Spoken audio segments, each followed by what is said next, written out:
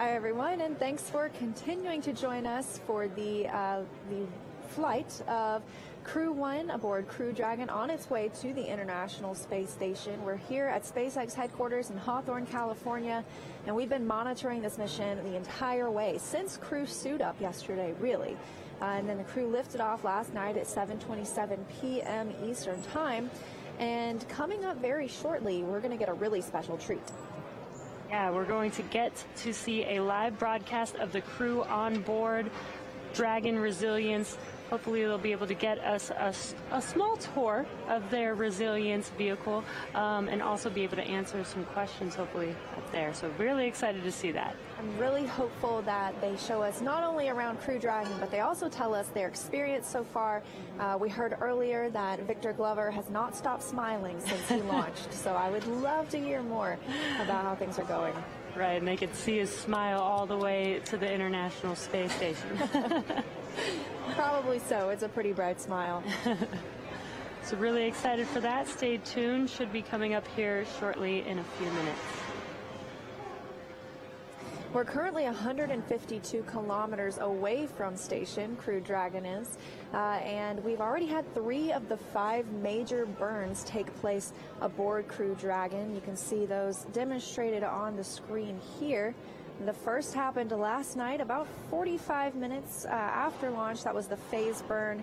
And then there was a short phase adjust burn this morning at 6:50 a.m. Pacific time.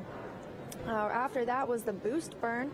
That was at 8:22 a.m. this morning, and then shortly after, the closed co-elliptic burn at 9:03 a.m. Pacific time. That's the most recent burn we've had, and that put Dragon in a roughly 10-kilometer orbit all the way around the Earth. It's called a co-elliptic orbit. So next couple of burns coming up are the transfer burn and the final co-elliptic burn, and that will complete the rendezvous phase for us. And those burns are coming up in about an hour from now.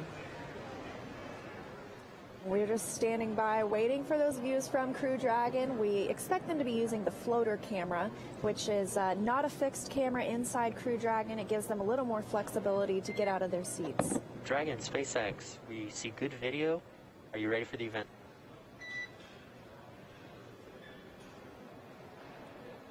Resilience is ready for the event.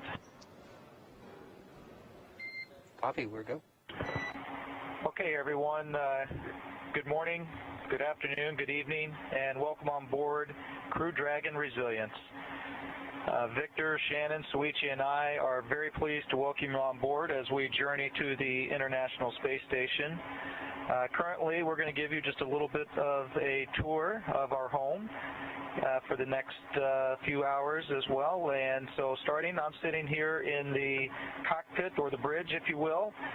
So this is where we are for launch and for landing, as well as when we get ready for docking. If you take a quick look here, you can see we've got 3 primary displays, touchscreen displays that we use to control resilience. And so we can bring up our procedures, we can bring up maps that show where we are over the Earth, and it's actually quite nice, the touch screens that we have here for controlling resilience. We also have some backup controls here, buttons, so that if anything should happen to these displays, we still have some of the critical functionality that we can accomplish with these buttons that you see here.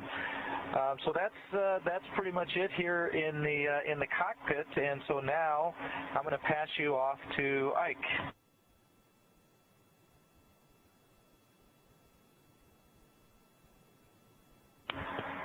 Hello, everyone. Victor here. Baby Yoda and I wanted to talk to you a little bit about the hatches. Just about 24 hours ago, we entered resilience through this side hatch, and open that hatch again until we are safely splashed down in the ocean and the recovery forces are bringing us aboard the ship and taking us out of the capsule.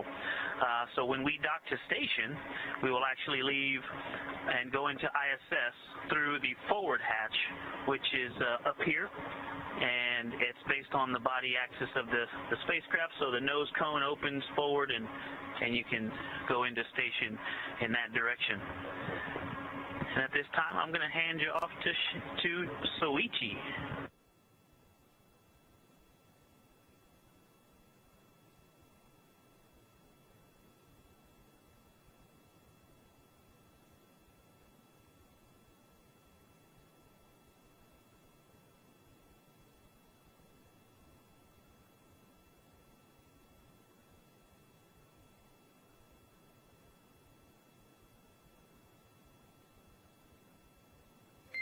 And Soichi, for awareness, we're not getting audio from you currently. I'm sorry. Hey, good evening and konbanwa. This is Soichi Noguchi. I'm now talking through the lower tier of the capsule. Many people see the seat, but Dragon capsule has amazingly vast area of storage. And I'm now sitting over the mid-deck lockers, and this is quite a roomy area. There might be some other creatures kind of slowly coming through you. And this is also a very important stuff. This is the storage area for the EVA equipment for us when we go up. And this is actually powered payload, and it is now powered, and it's like a refrigerator which holds ice cream. Science material. Science material for the ISS. Okay, that's the vast storage area underneath our seat. Now I'm going to turn over to Shannon.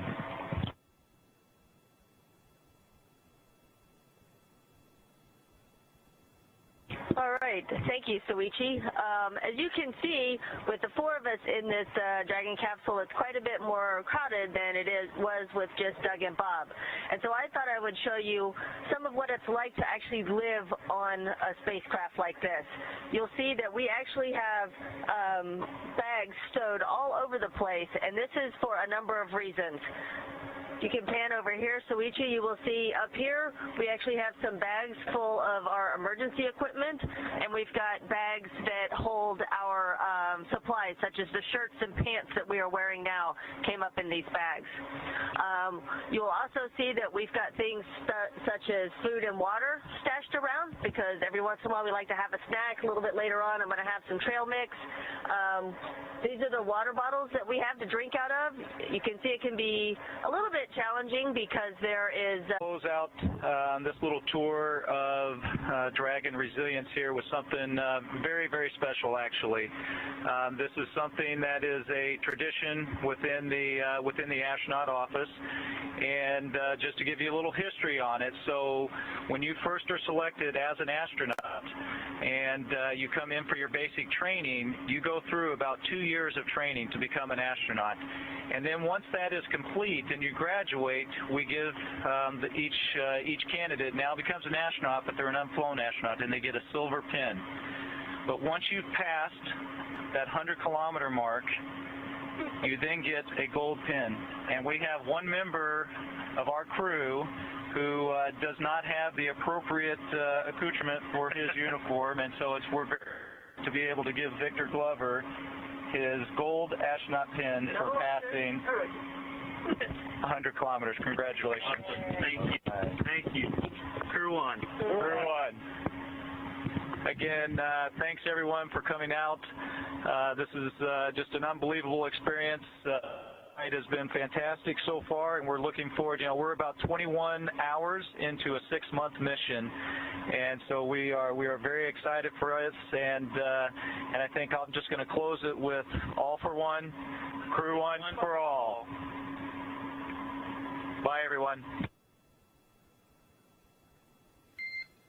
Hopper, thank you so much, and actually thanks to the entire Resilience crew for that amazing tour and great event. Congratulations, Victor. You must be so excited. And this concludes the event.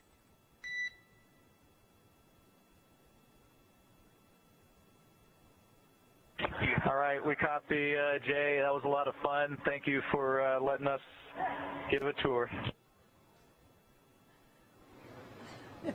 And you can see Victor Glover has still not stopped smiling, and honestly, neither have I, watching that tour of Crew Dragon. Yeah, and he got his official gold pin for passing 100 kilometers. That must be amazing. We mentioned earlier today that he did know that specific number of the height he had reached. Now he is out in space with the Crew One team. You can tell that this crew really have bonded over the last several months training together. And Victor, really proud of his new pen. I'm so excited for him, his first trip to space.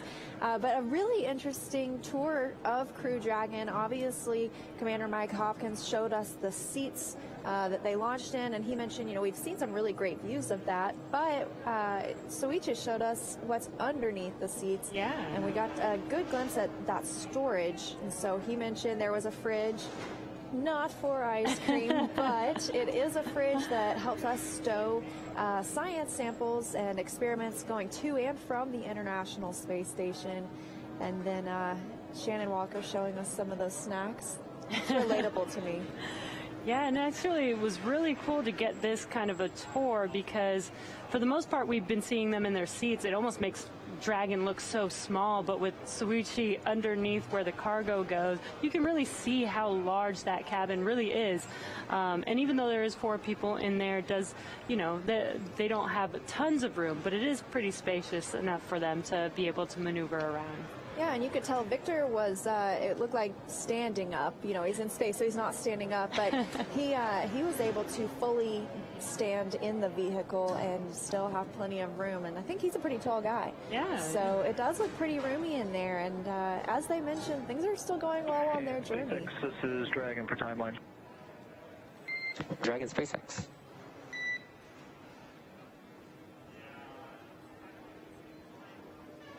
Hey Jay, just wanted to confirm with you that we don't have any other planned activities that need the floater camera, and so we might go ahead and start doing some cleanup in here around the cockpit, getting ready for approach. We concur, and that's a good plan.